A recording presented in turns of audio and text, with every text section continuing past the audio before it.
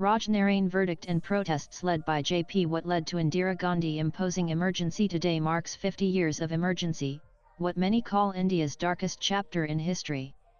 On June 25, 1975, then-President Fakhruddin Ali Ahmed declared a state of emergency on the advice of then-Prime Minister Indira Gandhi, invoking Article 352 of the Indian Constitution by citing internal disturbance as its justification. Officially framed as a response to threats to national stability and governance, emergency granted sweeping executive powers, civil liberties were suspended, elections postponed, and the government empowered to rule by decree. However, historians widely posit that the true motive lay in preserving Indira Gandhi's political power following a major legal setback. Her 1971 Lok Sabha election from Rae-Bareli was declared invalid on grounds of electoral malpractice by the Allahabad High Court.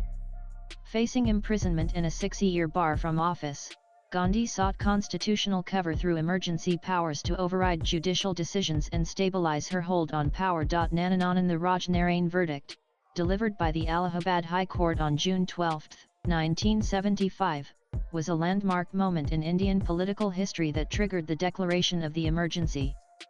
The case had its roots in the 1971 Lok Sabha elections, where Narain, a socialist leader, contested against then-Prime Minister Indira Gandhi from the Rae-Bareli constituency.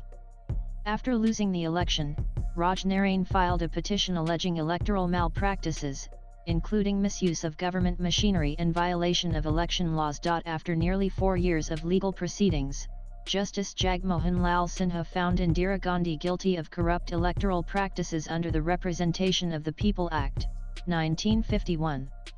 He invalidated her election and barred her from holding any elected office for 6 years. This unprecedented judgment not only questioned the legitimacy of a sitting prime minister but also created a major political upheaval. On June 24, 1975, Justice V.R. Krishna Iyer, while hearing Gandhi's appeal in Supreme Court, granted a conditional stay on the Allahabad High Court's judgment. This interim order allowed Indira Gandhi to continue as Prime Minister, but with restrictions: she could not vote in Parliament or draw a salary as an MP until the appeal was fully heard. Facing mounting opposition and fearing political collapse, Indira Gandhi declared a nationwide emergency on June 25, 1975, suspending civil liberties and postponing elections. The Narain verdict is widely regarded as a critical turning point that exposed weaknesses in India's democratic system and led to one of its darkest political chapters, shaking public faith in institutions and triggering widespread resistance against authoritarianism. Narain coupled with the verdict was a surge of nationwide unrest. Political leaders and activists from various opposition parties, led by socialist leader Jayaprakash Narayan JP, intensified their campaign to unseat Her.JP, who had already launched the Total Revolution movement, called for nationwide civil disobedience. Mass rallies, student protests, and worker strikes broke out in cities like Delhi, Patna, and Ahmedabad. People took to the streets chanting slogans like Indira Hatao, Desh Bachao, remove Indira, save the nation.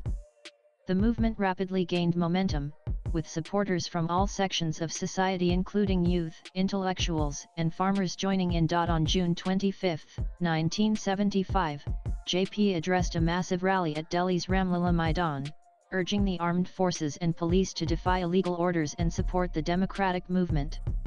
This alarmed the government, which viewed it as a call for rebellion.